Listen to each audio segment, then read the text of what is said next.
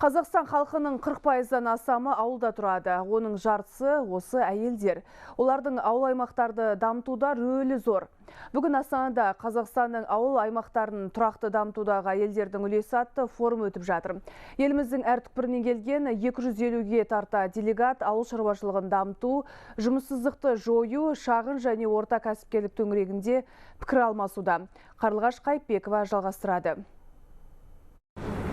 Жергілікті өзін-өзі басқару арқылы ауыл аймақты тұрақты дамыту, ауылға жасыл технологияны енгізу, ауыл шаруашылық өнімдерін өндірумен айналысатын әйел кәсіпкерлерді қолдау, сондай-ақ жергілікті деңгейдегі сайлауға, әйел азаматтарды сайлауға дайындық. Дәл осы мәселелер форумда талқыланды және әлі де қаралып жатыр. Айта кетейік, шараға мемлекеттік хатшы Гүлшара Әбдіқалықова және халықаралық сарапшылар, өзге де қоғам қайраткерлері, сондай-ақ еліміздің түкпір-түкпірінен 250-ге жуық делегат қатысып жатыр. Бұл шара елімізде алғаш рет өткізіліп отыр.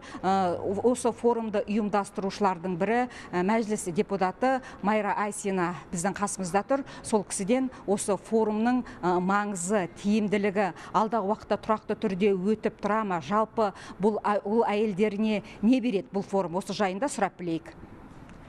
Енді ауыл ел бесігі деп сондай жоба туралы және мынау еңбек идеологиясын қазір жылжыту керек, дамыту керек деп осы өзінің жолдауында елбасы айтып кетті.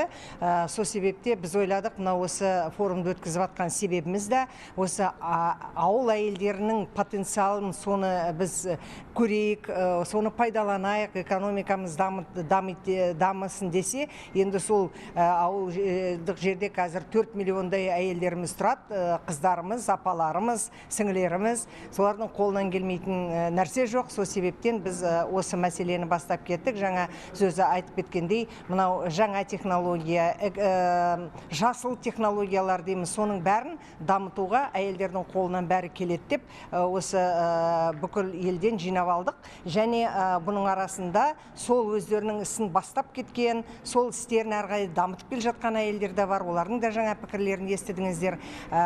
Енді мақсатымыз осы. Сұхбатыңызға рахмет. Жақсы.